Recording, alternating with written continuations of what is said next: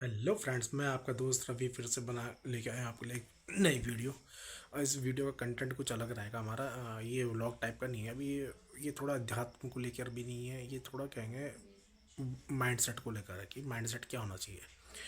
जैसे मैं अभी कुछ एनालिसिस कर रहा था एंड आई फील कि ना, ये अभी आजकल आईआईटी बाबा का बड़ा वो चल रहा है। तो आईआईटी बाबा ने ऐसा क्यों बोला, क्या बोला, किस लिए बोला, क्या नहीं बोला, दैट्स द रीज़न। अभी जैसे आईआईटी बाबा ने बोला, उनसे एक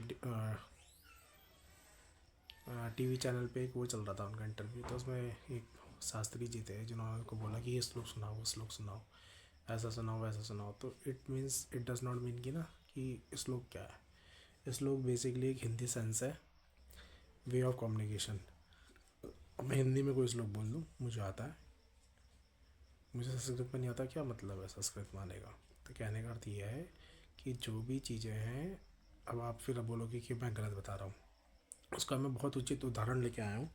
जो अपने तुलसीदास जी थे, जब उन्होंने रामचरितमानस की रचना की, तो उन्होंने संस्कृत में ना लिखकर उसे उस समय की लोकल लैंग्वेज में लिखा, जो आम जन मानस के बीच में की जाती थी।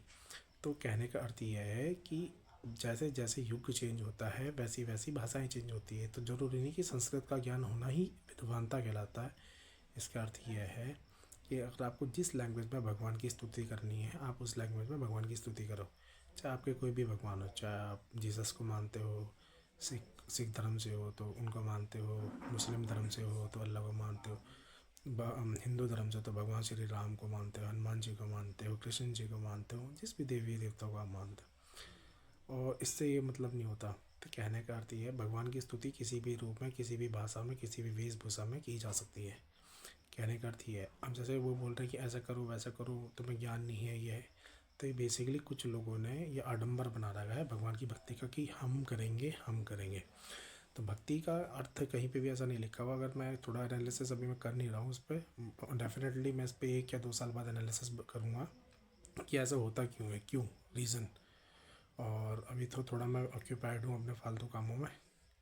जब वो फालतू काम ख़त्म हो जाएंगे तो डेफिनेटली मैं धर्म के उसमें आऊँगा। एंड देन मैं सारी चीज़ें क्रिस्टल क्लियर करूँगा कि ऐसे होता ही क्यों है, कि ऐसा क्यों हुआ, उसके पीछे रीज़न ढूंढूंगा एंड रीज़न का प्रमाण ढूंढूंगा। अगर वो वेदों में लिखा होगा, वेदों का अर्थ बेसिकली रूल्स एंड रेगुलेशंस है, कि उस समय के हिसाब से क्या है। ठीक है, भगवान वो लिखे मानव नहीं है, मुझे ज़्यादा भी ज्ञान नहीं है उस बारे में, तो मैं कह नहीं सकता। बट उसमें जो भी कमियाँ होंगी, कमियाँ मुझे भी होंगी, मैं भी पागल हो गया। जब इसमें लिखा होगा जो हम मतलब हम समझ नहीं पा रहे हैं, हमारी मतलब इतनी क्षमता नहीं है, तो उन कमियों को मैं अपनी दूर करूँगा कि ऐसा क्यों है, उसके पीछे रीज़न ढूंढने की कोशिश करूँगा। तो वो उस लैंग्वेज में ना हो कि अगर मेरी नॉर्मल लैंग्वेज है तो मुझे ज़्यादा समझ में आएगा। अगर मैं सपोज़ करूँ उत्तराखंड से हूँ, मैं वैसे भी उत्तराखंड से ही हूँ, तो अगर वो गढ़वाली में लिखी होगी तो मेरे को ज़्यादा समझ में आएगा ना गढ़वाली। अगर मैं वहाँ से होता अपना, कहाँ से, हिमाचल से, तो कांगड़ी में लिखी होती तो मेरे को ज़्यादा समझ में आती। तो यही है बेसिकली। सारी चीज़ें बढ़िया होती हैं, बट उसका समझने का पैटर्न वो है। तो जो अभी वो बेचारा अभिनव सर हैं, अभिनव सिंह राठौर, मेरे को नाम भी नहीं पता यार ढंग से, आईआईटी जिन्होंने करा है, and called he is monk. वो सारी चीज़ें मुँह माया छोड़ के इसमें चले गए। तो उनका परसेप्शन ऑफ माइंड कुछ लोगों को समझ में इसलिए नहीं आ रहा है क्योंकि वो उस लेवल तक पहुँचा ही नहीं अभी। ज्ञान का लेवल अहंकार नहीं होता, ज्ञान का लेवल होता है नम्रता, कि हम कितने पोलाइट है अपने उसको लेकर। अभी मेरे अंदर तो पोलाइटनेस सच्ची बताऊँ इतनी सी है, दिमाग से अलावा। मेरी मम्मी बहुत डांटती है मुझे। तो सभी को, भाइयों को, जय श्री राम, जय हिंद, जय भारत, जय माता दी, जय उत्तराखंड।